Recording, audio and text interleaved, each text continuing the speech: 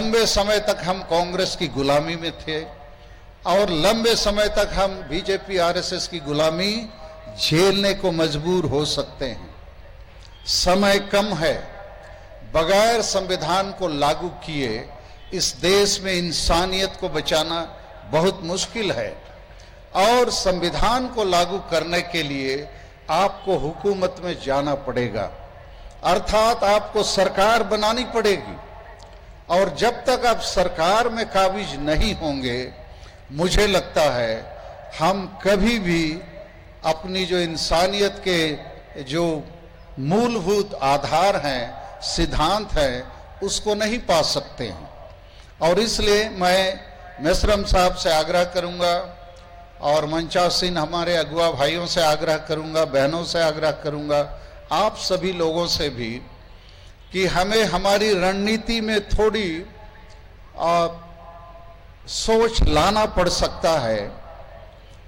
हम जरूर संगठन बनाएं, हम जरूर एससी, एसटी, ओबीसी, माइनॉरिटीज को जोड़ने का हर सामाजिक काम को आगे बढ़ाएं, लेकिन शायद हमें पॉलिटिकल पावर को लेने की सोच को भी बनाना पड़ेगा। और इसके लिए मैं कांसी राम जी की बात को दोहराना चाहूंगा।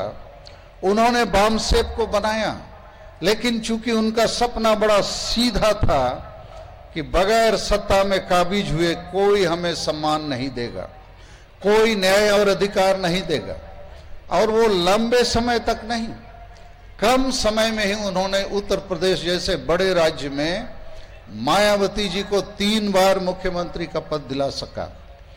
और ये दुर्भाग्य हमारा है कि मायावती जी को इस देश का प्रधानमंत्री बनना चाहिए था, लेकिन वो रुपयों का माला पहनने और बड़ा बड़ा हाथी बनाने में ही लग गए, और अभी तो उनके इर्द गिर्द ब्राह्मण हाथी भी घूम रहे हैं।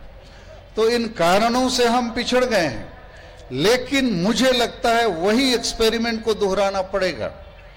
और 2 अप्रैल में जो भारत बंद हुआ, किसने बंद कराया मैं नहीं जानता, लेकिन इस बंदी में मैं कह सकता हूं ये स्वतः स्फुरित बंद था। भारत के इतिहास में शायद ऐसी बंदी, हाँ हमारी कुछ जाने गई हैं, जान तो रोज जाती है हमारी, मुसलमानों की जान, दलितों की जान, आदिवासियों की जान, पिछड़ों की जान जाती रहेगी।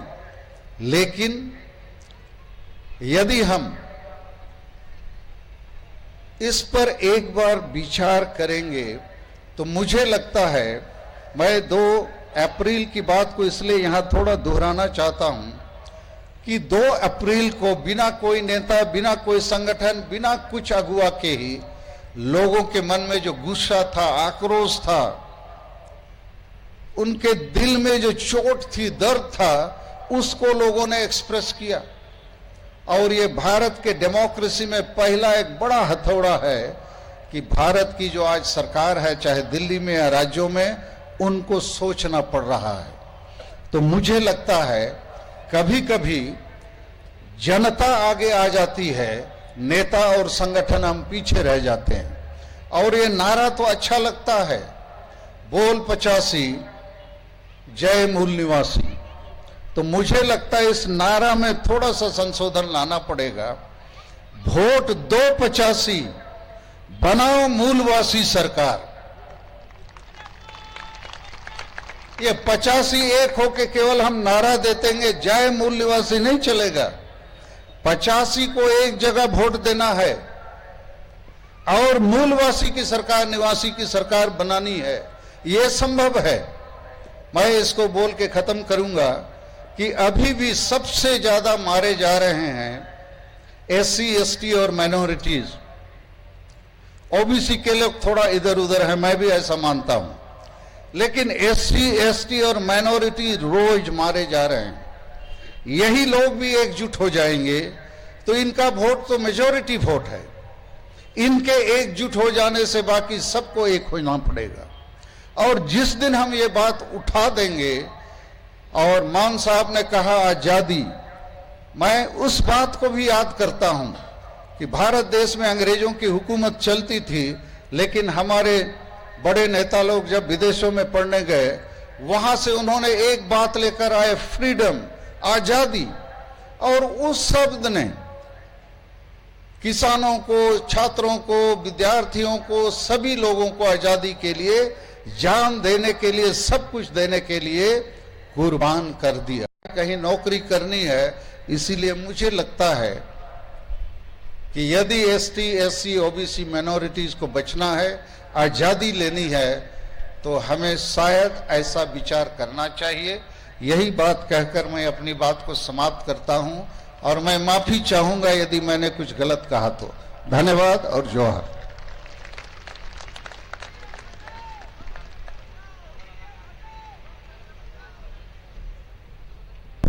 साथियों, अभी हम सुन रहे थे माननीय सालखन मुर्मू साहब को, जो राष्ट्रीय नेता है आदिवासियों के।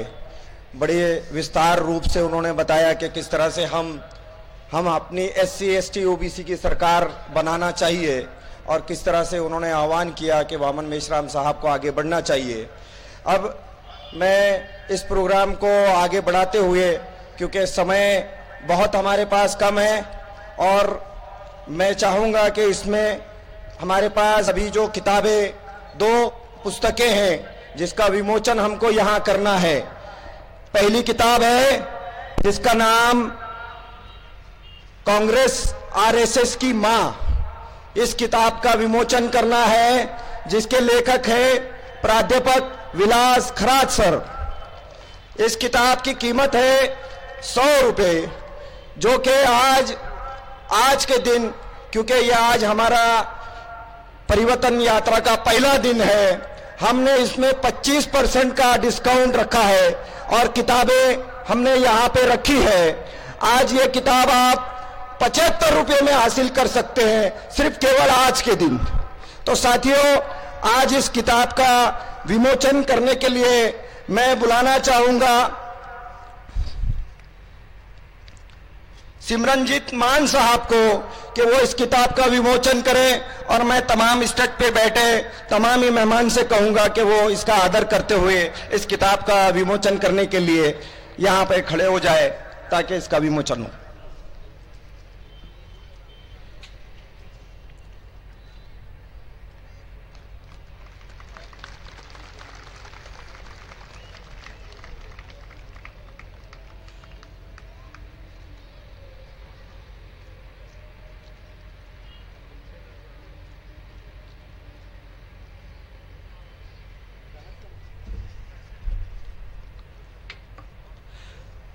साथियों, और दूसरी किताब का नाम है जात प्रमाण पत्र और घटनेची लबाडी 2000 चा कायदा आणि 2003 चा नियम।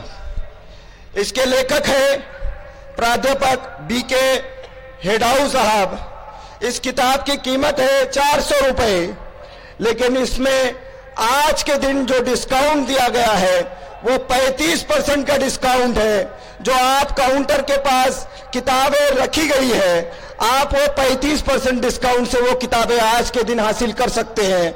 जो 400 रुपए की किताब है, वो किताब आप 250 रुपए में हासिल कर सकते हैं। इसका विमोचन मैं माननीय सालखन मुर्मू साहब के हाथ से करने का निवेदन करता हूं कि सालखन मुर्मू साहब इस किताब का विमोचन करें।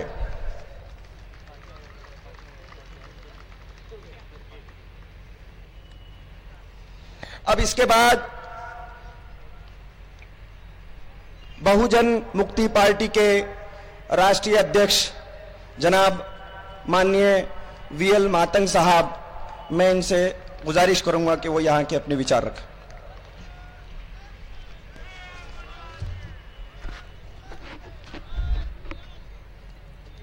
साथियों, सबसे पहले जिन मूल निवासी महापुरुषों ने हमें आजाद करने के लिए अपनी जिंदगियां समर्पित किया, उन सभी को अभिवादन करना चाहूंगा। बहुजन क्रांति मोर्चा के माध्यम से जो 367 जिलों में जो परिवर्तन रैली का आयोजन किया गया है, ये अपने आप में सबूत है। ये भारत को मुक्त करने वाला मोदी 2017 में हुई, लेकिन कोई भी प्रावधान केंद्र सरकार ने नहीं किया। इससे आपको अंदाज लग सकता है कि केवल आपके महापुरुषों का केवल नाम का इस्तेमाल करके आपको इस्तेमाल करना चाहते हैं। ये उनकी मजबूरी है, ये उनकी मजबूरी है आपके महापुरुषों का जन्मदिन मनाना। और ये मैं खुलेआम कहता हूं, केवल बाबा साहब अम्बेडकर की जन्म जयंती बाबा साहब के मानने वाले ही नहीं मना रहे हैं, बाबा साहब के साले भी अपने जीजा की जन्म जयंती मना रहे। आजकल डॉक्टर बाबा साहब के साले भी अभी अपने जीजा की जन्म जयंती मना रहे हैं। मजबूरी है। साथियों, जैसे जैसे समाज जागृत हो रहा है, ऐसे ऐसे दुश्मन अपनी प्रतिक्रिया में फंसते जा रहा है। 1 जनवरी में प्रतिक्रिया की भीमा कोरेगांव में, और पूरे भारत को जो भीमा कोरेगांव का जानकारी नहीं था वो दिया पूरे भारत में प्रतिक्रिया की वजह से। एट्रोसिटी एक्ट की वजह, अनुसूचित जाति जनजाति अत्याचार निवारण एक्ट का जैसे उन्होंने सुप्रीम कोर्ट के माध्यम से उसमें सुधार किया या उसको डैमेज करने का काम किया, तो 2 अप्रैल को आपने देखा होगा पूरे भारत में प्रतिक्रिया हो गई। ये प्रतिक्रिया में 10 अप्रैल को भी उन्होंने सोचा था ओबीसी को इस्तेमाल करेंगे, ओबीसी भी उनके साथ नहीं आया। दुश्मन धीरे धीरे फटे, तो सुप्रीम कोर्ट को चाहिए बैंकें बंद कर देना, मिसयूज हो रहा तो। इस देश में चुनाव में भी मिसयूज होता है। शराब, पैसा, साधन संसाधन सारा मिसयूज चुनाव में हो रहा है, तो चुनाव प्रणाली बंद कर देना फिर अगर ऐसा लग रहा है। कौन से एक्ट का दुरुपयोग नहीं हो रहा है? केवल मात्र अभी लोकसभा का आंकड़ा है 3 अप्रैल का 44,000 से ज्यादा केस हुए एट्रोसिटी के, और उसमें 75% लोगों को कुछ भी नहीं हुआ, केवल ऐसे ही बरी कर दिया। ये राज्य गृह मंत्री का आंकड़ा है। अगर इस देश में एट्रोसिटी का मिसयूज हो रहा है, ऐसा आप कह रहे हो, तो इतने सारे एक्ट का मिसयूज हो रहा है, तो आप एक्ट गलत नहीं है, एक्ट का मिसयूज करने वाला लोग गलत है। तो जो मिसयूज करता है उसके ऊपर एक्शन करो ना, जो मिसयूज कर रहा है उसके ऊपर एक्शन करो। जो मिसयूज की बात कर रही है सुप्रीम कोर्ट,